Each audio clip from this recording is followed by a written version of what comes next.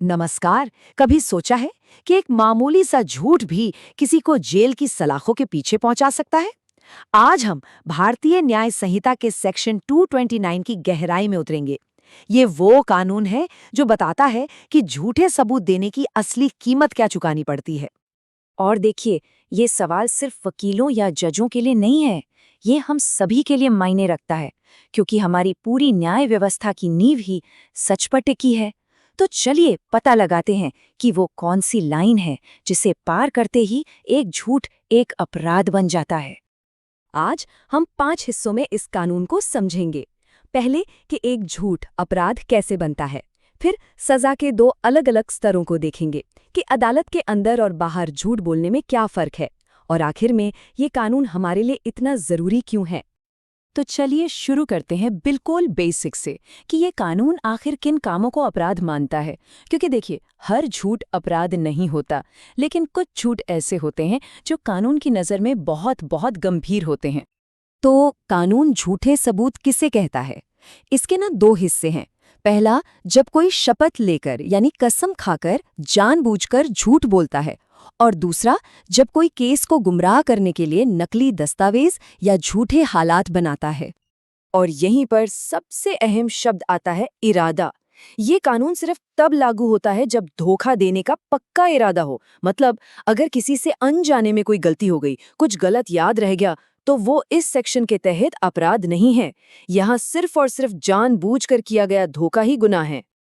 अब आते हैं इसके सबसे दिलचस्प हिस्से पर कि ये कानून काम कैसे करता है। इसमें सजा का जो सिस्टम है ना, वो बहुत साफ है। सजा इस बात पे निर्भर करती है कि झूठ बोला कहाँ गया है। अगर झूठ सबसे गंभीर जगह यानी कि किसी न्यायिक प्रक्रिया के बीच में बोला गया हो, तो सजा भी सबसे गंभीर है, 7 साल तक की कैद हो सकती है। लेकिन अगर वही झूठ किसी और जगह या मामले में बोला जाए, तो सजा सीधे 3 साल पर आ जाती है। अब सवाल ये है कि इतना बड़ा फर्क क्यों है?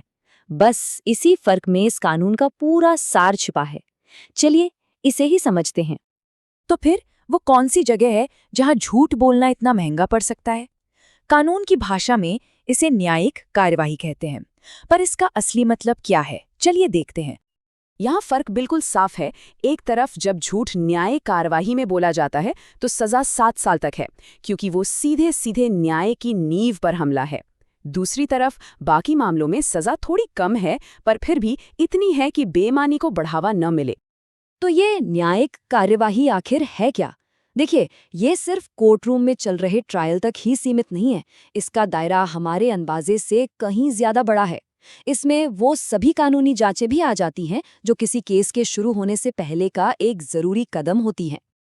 मतलब इसमें सिविल या क्रिमिनल कोर्ट के ट्रायल तो हैं ही, पर उसके अलावा भी बहुत कुछ है। जैसे कि कोर्ट मार्शल या फिर किसी मैजिस्ट्रेट के सामने होने वाली शुरुआती पूछताछ, और यहाँ तक कि कोर्ट के आदेश पर होने वाली कोई भी फील्ड इन्वेस्टिगेशन भी इसी में शामिल है। अच्छा, अब कुछ ऐसी सिचुएशंस देखते हैं जो शायद हमें कोर्ट के बाहर की लगें, पर कानून की नज़र में वो भी न्यायिक कार्यवाही का ही हिस्सा मानी जाती हैं। कुछ असली उदाहरणों से ये बात और साफ हो जाएगी। ये पहला उदाहरण देखिए। यहाँ अभी केस का ट्रायल शुरू भी नहीं हुआ है।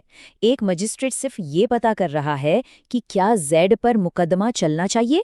लेकिन इस शुरुआती पूछताछ में भी अगर ए कसम खाकर जानबूझकर झूठ बोलता है, तो उसे न्यायिक कार्यवाही में झूठ बोलने का ही दोषी माना जाएगा, और सजा वही 7 साल तक की कैद।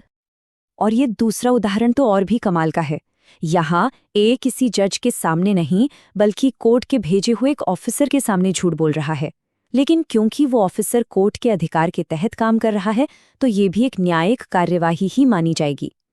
तो अहम बात ये नहीं है कि कोई अदालत की बिल्डिंग के अंदर है या बाहर। असर बात ये है कि क्या वो पूरी न्यायिक प्रक्रिया का हिस्सा है। तो अब हम उस सवाल पर आते हैं कि आखिर ये कानून इतना ज़रूरी क्यों है। देखिए, इसका असली मकसद सिर्फ झूठ बोलने वालों को सजा देना नहीं है। इसका मकसद उससे कहीं ज़्यादा बड़ा है। वो है न्याय व्यवस्था में हम सबका विश्वास बनाए रखना। तो संक्षेप में कहें तो पूरी कहानी ये है, अगर झूठ न्यायिक कार्यवाही का हिस्सा है तो सजा कड़ी है, क्योंकि वो सीधे न्याय की प्रक्रिया पर हमला है। और अगर झूठ किसी और संदर्भ में है तो भी सजा है, ताकि किसी भी स्तर पर बेईमानी को कोई जगह न मिले। तो सबसे बड़ी बात जो हमें समझनी है वो ये है कि ये कानून सच्चाई को सिर्फ एक अच्छी आदत या नैतिक जिम्मेदारी नहीं बल्कि एक कानूनी कर्तव्य बना देता है। जब कोई न्याय प्रक्रिया का हिस्सा बनता है तो सच बोलना उसकी कानूनी मजबूरी होती है, सिर्फ मर्जी नहीं। आखिर में ये कानून सिर्फ सजा के बारे में नहीं है, ये न्याय की बुनियाद को बचाने के बारे में है। ये इस बात को पक्का करता है कि फैसले सबूतों पर हों, धोखे पर नहीं। तो ये हमारे लिए एक बड़ा सवाल छोड़ जाता है, सच्चाई आखिर है क्या? एक नैतिक कर्तव्य या एक कानूनी बाध्यता? इस पर सोचिएगा जरूर।